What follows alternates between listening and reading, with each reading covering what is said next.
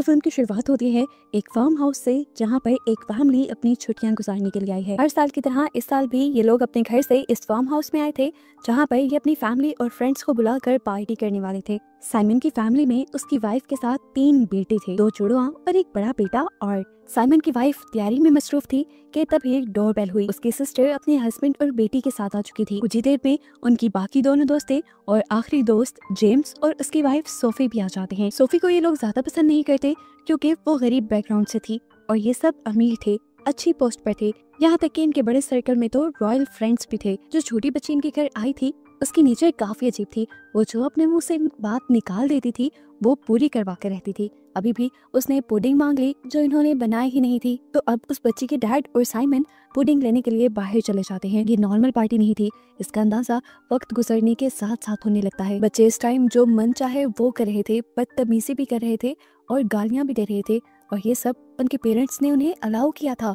यहाँ पर साइमन और उस बच्ची के डैड भी जब पुडिंग लेकर घर आते हैं तो हमें पता चलता है कि वो ये पुडिंग खरीद कर नहीं लेकर आए बल्कि चुरा कर लाए हैं। यहाँ तक कि इनके घर में भी अब पीने का पानी तक नहीं था, जिसके लिए ये कोई इंतजाम भी नहीं करते। रात हो जाती है, डिनर का टाइम हो जाता है। इन्होंने डिनर टेबल को किसी क्रिसमस पार्टी की तरह सजाया था, लेकिन उससे भी अजीब बात ये थी कि इनके पास खाना बहुत ज्यादा कम था।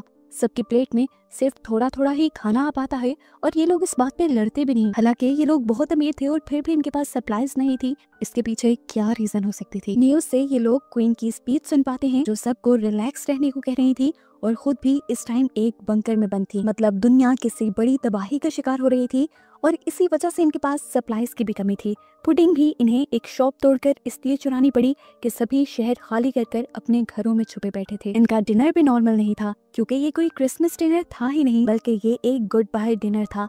ये लोग मौत से पहले आखिरी मर्तबा सेलिब्रेट कर रहे थे क्योंकि दुनिया में जो तबाही चल रही थी उसमें किसी के भी बचने के चांसेस नहीं थे। मौत इनके सामने भी थी और वजह था एक बहुत ही गहरा बादल जो जिस भी शहर में जाता था उसमें मौजूद जहरीली गैसें उस शहर के सभी लोगों को तड़पा तड़पा कर मार देती थी। ये लोग भी जानते हैं कि जल्द ही वो बादल इन तक भी आ जाएगा। अभी तक जहाँ जहाँ वो बादल गया है लोग बहुत ही भयानक मौत मर चुके हैं और ये सब लोग अपने आप को लकी मान रहे हैं क्योंकि अभी तक कम से कम ये जिंदा हैं। ये लोग जानते थे वो बादल सुबह तक यहाँ आएगा। साइंटिस्ट और गवर्नमेंट का बताना था कि वो गैसेस पहले रेस्पिरेटरी सिस्टम पर अटैक करती हैं, यानी लंग्स पर हमला करती हैं और फिर नर्वस सिस्टम पे, पूरी ब्रेन पे हमला करके इंसान को आखिर मार देती हैं। गवर्नमेंट के पास इस बादल को रोकने का कोई भी सोल्यूशन नहीं था। वो इंसानों को मौत से बचा तो नहीं सकते थे, लेकिन उनकी मौत के दर्द को वो कम जरूर कर सकते थे, जिसके लिए इन्होंने एक ऐसी पिल बनाई थी जिस पिल को लेते ही बिना दर्द के इन्हें मौत आ जाएगी। इस पिल का नाम था एक्सिट पिल। गवर्नमेंट का कहना था कि जैसे ही आप देखो कि वो बादल आप तक पहुंच गया है तो आप इस पिल को खा लो और बिना दर्द के अपने आप को पहले ही खत्म कर दो। गवर्नमेंट अपने सभी लोगों को सुसाइड करने को ही कह रही थी और ये सब लोग गवर्नमेंट की बात मान भी रहे थे क्योंकि वो ना तो खुद दर्दनाक मौत चाहते थे और ना ही वो अपने आप को दर्द वाली मौत से मरता देखना चाहते थे। यही एक्सिट पिल इन सब लोगों के पास भी थी। ये सब लोग डिनर करने के बाद एक साथ ये पिल खाकर अपनी जान देने वाले थे, लेकिन सोफी ऐसा करने से मना कर देती है क्योंकि वो प्रेग्नेंट है। वो कहती है कि ऐसा करने से मैं अपने बच्चे को भी मार दूंगी, लेकिन मैं कातिल बनना नहीं चाहती। सोफी का कहीं ना कहीं ये भी मानना था कि सुसाइड करना बिल्कुल ठीक नहीं है, क्या पता वो इस सब में सरवाइव कर जाए। अब साइमन के बेटे आर्ट का भी यही मानना था, उसे भी सुसाइड में कोई लॉजिक नजर नहीं आ रही थी। तब यहाँ के लोग सोफी को समझाते हैं, देखो सोफी, बच कोई भी नहीं पा रहा, हमारे पास तो कम से कम एक ऑप्शन है आसान मौत का। गरीबों को तो ये ऑप्शन भी नहीं मिला, वो लोग भी तड़प तड़प के मरे ही हैं, कोई भी सरवाइव नहीं कर पाया। सोफी को अपने पेरेंट्स का ख्याल आता है जो भी कल रात मारे गए थे और उसी दर्दनाक मौत में मारे गए थे क्योंकि वो भी अमीर नहीं थे और फिल्स उनको भी नहीं मिल पाई थी। ये इनकी जिंदगी की आखिरी रात थी, इसीलिए ये इसे पूरी तरह एंजॉय करने का प्लान करते हैं। कुछ लोग गेम्स खेलते हैं, कोई मूवी देखते हैं, तो यहाँ पर ये लोग अपनी पुरानी यादें भी याद करके खुश होते रहते हैं। पता चलता है कि ये फार्म हाउस असल में साइमन की वाइफ की मॉम का था, जिससे भी आखिरी मर्तबा ये पूरी फैमिली बात कर रहे थे। तभी उस बूढ़ी लेडी ने देखा कि वो बादल उनके बहुत करीब आ गया था, इसलिए वो जल्दी से अपनी पिल अपने मुंह में डालकर अपने आप को आसान मौत दे देती है, वो भी इन लोगों की आंखों के सामने। अब आर्ट ये नहीं समझ पा रहा था कि गवर्नमेंट इन्हें मारने का ही ऑप्शन क्यों दे रही है, तो उसके डैड समझाते हैं कि वो बाकी मुल्कों का रिजल्ट देख चुके हैं जहाँ कोई नहीं बच पाया, सभी भयानक मौत मरे हैं। हमारी गवर्नमेंट कम से कम हमारी मौत की तकलीफ को कम करना चाहती है। अपने डैड के समझाने के बावजूद ये सब उसे एक बेवकूफ़ी लग रहा था। उसके दिमाग में एक ही सोच चल रही थी कि जब वो धुंध का बादल यहाँ से चला जाएगा तब क्या होगा, क्या वो सरवाइव कर पाएगा या नहीं, क्या उस बादल के छट जाने के बाद दुनिया वैसी ही रहेगी या नहीं। आर्ट को तो ये भी लग रहा था कि उनकी गवर्नमेंट जानबूझकर उन लोगों से सुसाइड करवा रही है। ऐसा कभी नहीं हो पाया कि दुनिया के 100% इंसान ही किसी तबाही से मर जाएं। कुछ लोग तो सरवाइव करेंगे ही, लेकिन कुछ बड़ी अथॉरिटीज जानबूझकर ऐसा करवा रही हैं ताकि दुनिया की आबादी ऑटोमेटिकली कम हो जाए। ये भी हो सकता था कि उस गैस के कांटेक्ट में आने के बाद जो लोग जिंदा बचाते हों वो ज़ॉम्बीज में बदलने लगे हों, और ज़ॉम्बीज की तबाही को रोकने के लिए ही गवर्नमेंट सबको सुसाइड करवा रही हो। वो सोचता है कि अगर मैंने वो पिल ना खाई और उस गैस के जाने के बाद मैं एक ज़ॉम्बी बन गया तो वो लाइफ कैसी होगी। यहाँ वो अभी अपनी मॉम से इस बारे में कोई बात नहीं करता क्योंकि उसकी मॉम सदमे में थी। उसने अभी अभी आर्ट की नानी को यानी अपनी मॉम को अकेले मरते हुए देखा था। आर्ट अब सोफी के पास जाता है और सोफी से इस पिल के बारे में ये सारी बात करता है क्योंकि वो जानता है कि सोफी का माइंड इन सब बड़ों से चेंज है।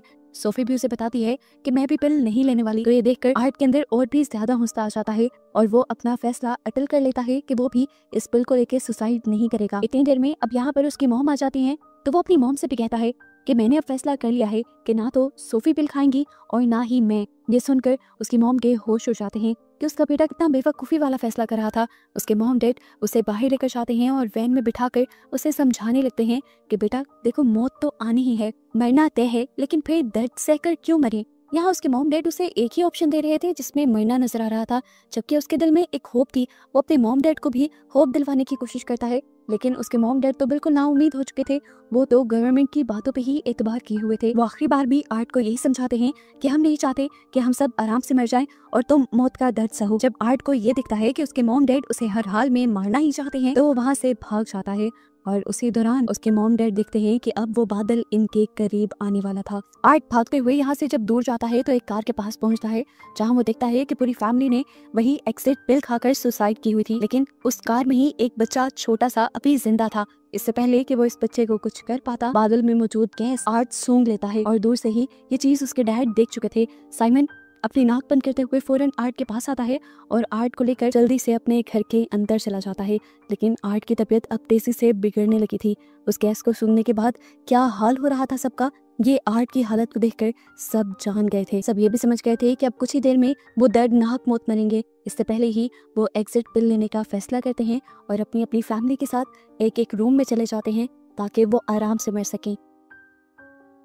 यहाँ पे साइमन की सिस्टर भी अपनी सोई हुई दोस्त को पिल खिला देती है, लेकिन सोते में खिलाने की वजह से उसे वॉमिट हो जाती और उसके मुंह से पिल बाहर निकल जाती है। साइमन की फैमिली भी सुसाइड करने के लिए तैयार थी। वो आर्ट को भी पिल खिलाने का सोचते हैं, लेकिन देखते हैं कि आर्ट पहले ही मर चुका है, वो भी बहुत ही भयानक मौत। उसकी आंख, नाक, कान हर जगह से खून बह रहा था। देखकर साइमन और उसकी वाइफ बहुत ज्यादा दुखी हो गए, लेकिन फिर वो सब एक साथ बेड पर लेटे और एक साथ ही उन्होंने पिल्स खा ली। आर्ट की हालत को देखते हुए अब तो सोफी का भी माइंड बदलने लगा था।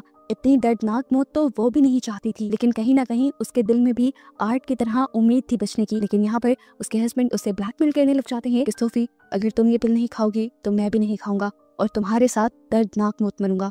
उसे अपने हस्बैंड से बहुत प्यार था, ऐसे में उसकी बात मानते हुए वो भी अपने हस्बैंड के साथ पिल खा लेती है और कुछ ही देर में उनकी भी मौत हो जाती है। दूसरे कमरे में उस जिद्दी बच्ची के भी मॉम डैड उसको पिल खिलाकर खुद भी पिल खाकर वहीं पर मर जाते हैं। अब वो लड़की जिसे पिल खाने के बाद वॉमिट हो गई थी, उसकी दोस्त नहीं चाहती थी कि वो खुद तो आराम से मर जाए और उसकी दूसरी साथी को दर्द हो जिसने वॉमिट कर दी थी, इसीलिए वो उस लड़की के पेट में चाकू स्टैब करते हुए उसे वहीं पर मार देती है और फिर खुद भी पिल लेते हुए मर जाती है।